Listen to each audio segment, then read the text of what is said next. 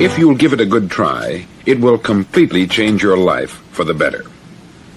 Back in the 17th century, Sir Isaac Newton, the English mathematician and natural philosopher, gave us some natural laws of physics which apply as much to human beings as they do to the movement of bodies in the universe. Now, one of these laws is that for every action, there is an equal and opposite reaction. Simply stated, as it applies to you and me, it means we can achieve nothing without paying the price. The results of your 30-day experiment will be in direct proportion to the effort you put forth. To be a doctor, you must pay the price of long years of difficult study. To be successful in selling, and remember that each of us succeeds to the extent of his ability to sell, selling our families on our ideas, selling education in schools, selling our children on the advantages of living the good and honest life, selling our associates and employees on the importance of being exceptional people, to, of course, the profession of selling itself. But to be successful in selling our way to the good life, we must be willing to pay the price. Now, what is that price?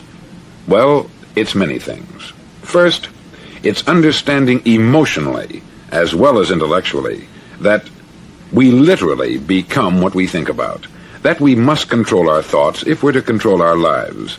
It's understanding fully that, as ye sow, so shall ye reap. Secondly, it's cutting away all the fetters from the mind and permitting it to soar as it was divinely designed to do. It's the realization that your limitations are self-imposed, and that the opportunities for you today are enormous beyond belief. It's rising above narrow-minded pettiness and prejudice.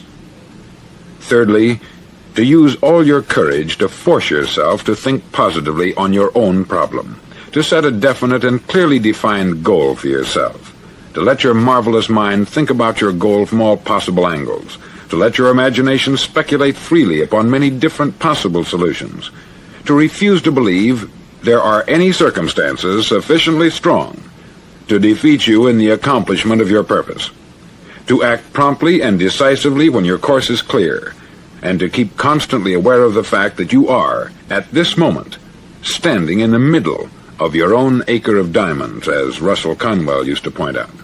Fourth, save at least 10% of what you earn.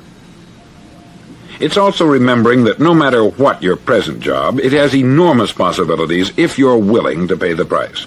Now let's just go over the important points in the price each of us must pay to achieve the wonderful life that can be ours. It is, of course, worth any price. 1, you will become what you think about. 2, remember the word imagination. Let your mind soar. 3, courage. Concentrate on your goal every day. 4, save 10% of what you earn. And action. Ideas are worthless unless we act on them.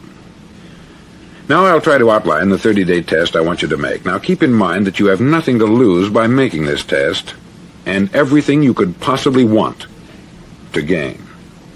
There are 2 things that may be said of everyone. Each of us wants something, and each of us is afraid of something. I want you to write on a card what it is you want more than anything else. It may be more money. Perhaps you'd like to double your income or make a specific amount of money. It may be a beautiful home. It may be success at your job. It may be a particular position in life. It could be a more harmonious family. Each of us wants something. Write down on your card specifically what it is that you want. Make sure it's a single goal and clearly defined.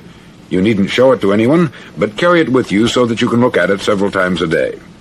Think about it in a cheerful, relaxed, positive way each morning when you get up, and immediately you have something to work for, something to get out of bed for, something to live for. Look at it every chance you get during the day and just before going to bed at night. As you look at it, remember that you must become what you think about, and since you're thinking about your goal, you realize that soon it will be yours. In fact, it's yours really the moment you write it down and begin to think about it. Look at the abundance all around you as you go about your daily business. You have as much right to this abundance as any other living creature. It's yours for the asking. Now we come to the difficult part. Difficult because it means the formation of what is probably a brand new habit, and new habits are not easily formed. Once formed, however, it'll follow you for the rest of your life. Stop thinking about what it is you fear. Each time a fearful or negative thought comes into your consciousness, replace it with a mental picture of your positive and worthwhile goal. There will come times when you will feel like giving up. It's easier for a human being to think negatively than positively. That's why only 5% is successful.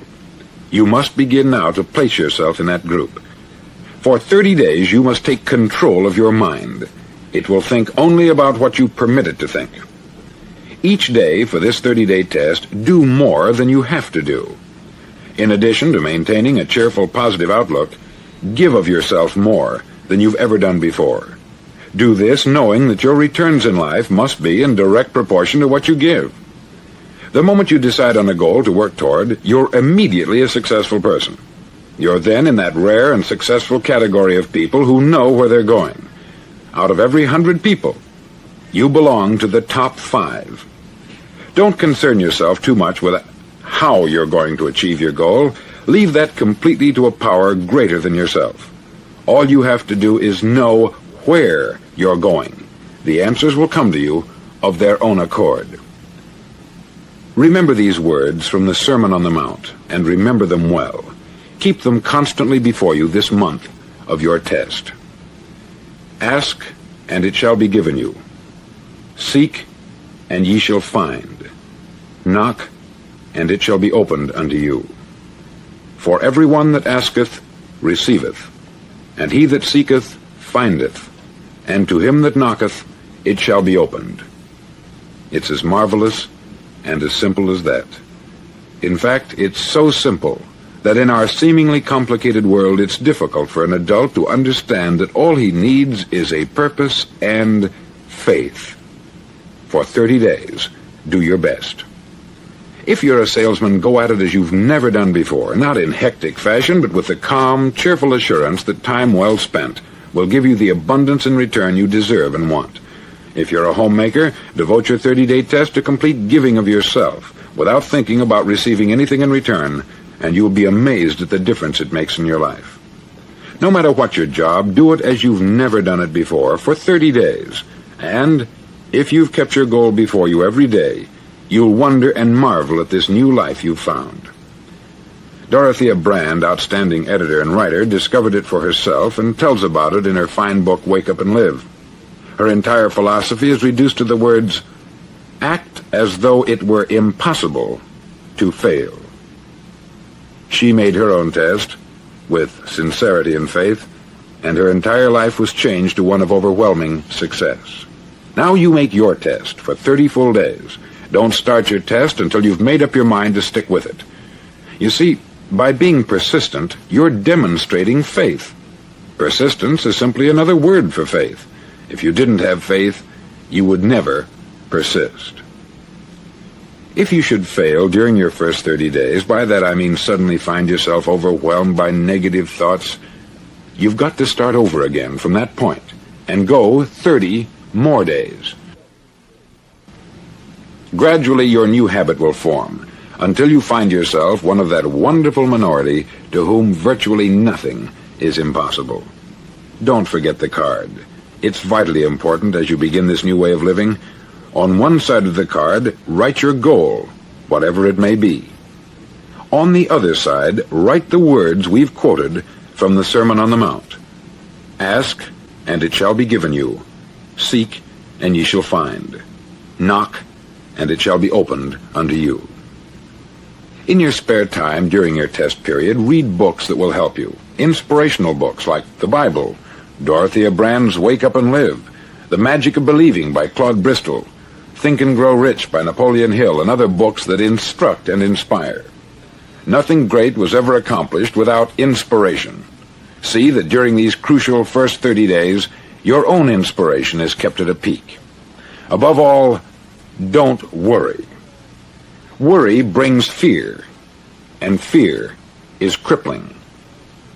The only thing that can cause you to worry during your test is trying to do it all yourself. Know that all you have to do is hold your goal before you. Everything else will take care of itself. Remember also to keep calm and cheerful. Calm and cheerful. Don't let petty things annoy you and get you off course. Now, since making this test is difficult, some may say, well, why should I bother? Well, look at the alternative. No one wants to be a failure. No one really wants to be a mediocre individual. No one wants a life constantly filled with worry, fear, and frustration. Therefore, remember that you must reap that which you sow. If you sow negative thoughts, your life will be filled with negative things. If you sow positive thoughts, your life will be cheerful, successful, and positive. Now, gradually, you will have a tendency to forget what you've heard on this record. Play it often. Keep reminding yourself of what you must do to form this new habit. Gather your whole family about and listen to what's been said here at regular intervals. You know, most men will tell you that they want to make money without understanding the law. The only people who make money work in the mint. The rest of us must earn money. This is what causes those who keep looking for something for nothing or a free ride to fail in life. The only way to earn money is by providing people with services or products which are needed and useful. We exchange our product or service for the other man's money. Therefore, the law is that our financial return will be in direct proportion to our service. Success is not the result of making money. Making money is the result of success. And success is in direct proportion to our service. Most people have this law backwards. They believe that you're successful if you earn a lot of money. The truth is that you can only earn money after you're successful. It's like the story of the man who sat in front of the stove and said to it, "Give me heat, and then I'll add the wood." How many men and women do you know, or do you suppose there are today, who take the same attitude toward life? There are millions. We've got to put the fuel in before we can expect heat. Likewise, we've got to be of service first before we can expect money. Don't concern yourself with the money. Be of service. Build, work, dream, create. Do this, and you'll find there's no limit to the prosperity and abundance that will come to you. Prosperity is founded upon a law of mutual exchange. Any person who contributes to prosperity must prosper in turn himself. Sometimes the return will not come from those you serve, but it must come to you from someplace, for that is the law. For every action, there is an equal and opposite reaction. As you go daily through your 30-day test period, remember that your success will always be measured by the quality and quantity of service you render, and money is a yardstick for measuring this service. No man can get rich himself unless he enriches others. There are no exceptions to a law. You can drive down any street in America and from your car estimate the service that's being rendered by the people living on that street. Had you ever thought of this yardstick before? It's interesting. Some, like ministers and priests and other devoted people, measure their returns in the realm of the spiritual, but again, their returns are equal to their service. Once this law is fully understood, any thinking person can tell his own fortune. If he wants more, he must be of more service to those from whom he receives his return. If he wants less, he has only to reduce this service. This is the price you must pay for what you want. If you believe you can enrich yourself by deluding others, you can only end by deluding yourself. It may take some time, but just as surely as you breathe, you'll get back what you put out. Don't ever make the mistake of thinking you can avert this. It's impossible. The prisons and the streets where the lonely walk are filled with people who tried to make new laws just for themselves. We may avoid the laws of man, but there are greater laws that cannot be broken. An outstanding medical doctor recently pointed out 6 steps that will help you realize success. 1, set yourself a definite goal. 2, quit running yourself down. 3, Stop thinking of all the reasons why you cannot be successful, and instead, think of all the reasons why you can. 4. Trace your attitudes back through your childhood and try to discover where you first got the idea you couldn't be a success, if that's the way you've been thinking. 5. Change the image you have of yourself by writing out a description of the person you would like to be. And 6. Act the part of the successful person you have decided to become. The doctor who wrote those words is a noted West Coast psychiatrist, David Harold Fink, M.D. Do what all the experts since the dawn of recorded history have told you you must do. Pay the price by becoming the person you want to become. It's not nearly as difficult as living unsuccessfully. Make your 30-day test. Then repeat it. Then repeat it again. Each time it will become more a part of you until you'll wonder how you could ever have lived any other way. Live this new way, and the floodgates of abundance will open and pour over you more riches than you may have dreamed existed. Money? Yes, lots of it. But what's more important, you'll have peace.